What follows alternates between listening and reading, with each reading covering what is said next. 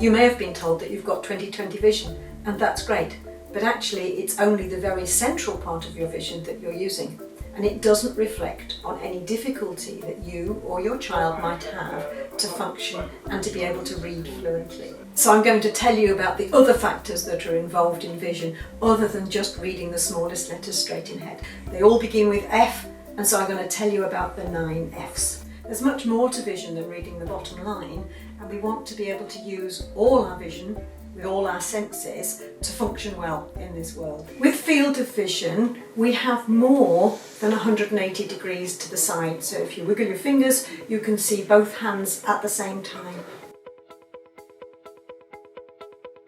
So the rest of the field, we're aware of it, but there's no clarity.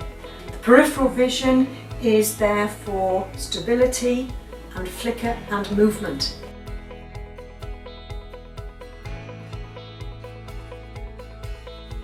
Follow my finger just slightly to the side of the letters, and you can see that actually you can't read the letters anywhere near as clearly as you can if you're looking at them directly. Within our field of vision, then have to find our target and have some direction as to where to point our eyes. Once we've found it, we've then got to fixate on it. We've got to be able to put the central part of our vision onto the target of observation. And we've got to fixate it long enough to be able to understand the content, let's say recognise the person, whatever clothes they're wearing, whatever hat they've got on. We still need to recognise the same person and have a bit of flexibility and experience that even if they're turning to the right or turning to the left, it's a different image on the retina, but we still want to know it's that person with whom we are familiar.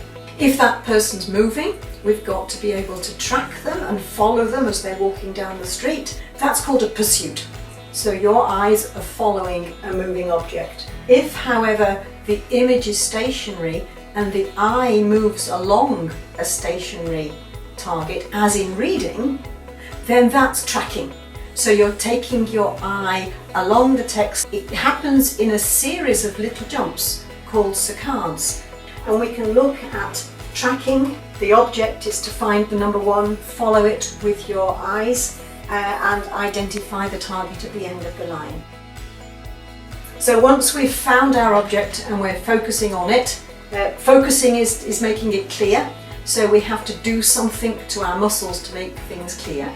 So if you hold your thumb up in front of you and you look at your thumbnail, you'll find that everything behind it is blurry.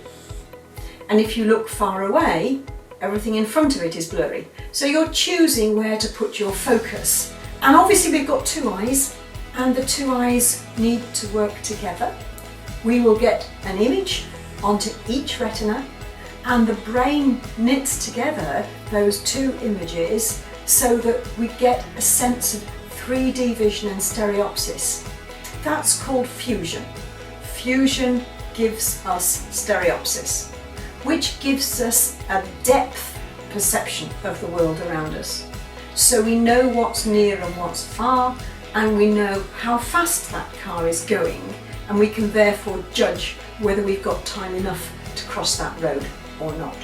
If we can't fuse the 2 images together, then people may be seeing one image superimposed on another image, and it's very hard to put a visual experience into words. And the person may just come in and say, well, it's just not right. But the biggest clue is when they put a hand on one eye and everything feels much better. That tells me that it is a binocular function. But if the 2 eyes are not fusing properly, a complete confusion happens and people cannot function in the world. And then we move on to figure ground, and this on first impression looks like a series of brown and white blobs, but if you look very carefully there are horses. The question would be, how many horses can you see? And that's not very easy, and it's not because it's not clear, it's clear enough, but it's the figure groundwork. You've got to decide what's important on that image and use your familiarity of a horse. If you've never seen a horse before, you wouldn't make any sense of that. So that figure ground depends on your experience of the world around you. You've got to match it to something that's familiar to you. And then we move on to this image here, faith. Everything's nice and clear, but there's something not quite right about that picture. Our experience tells us that rocks don't fly, that there's something that's just very disturbing about that picture.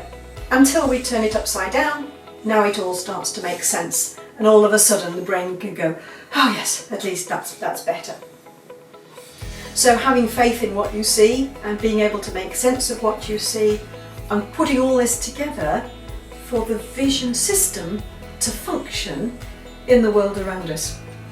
So I hope you're getting some idea as to how complex the vision system is and how much more complex it is rather than just reading the bottom line.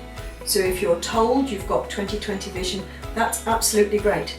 It reflects on 2% of your visual field, and it doesn't tell us a lot about function, how much you understand about the world around you and how you can influence it and it can influence you. Thank you for listening.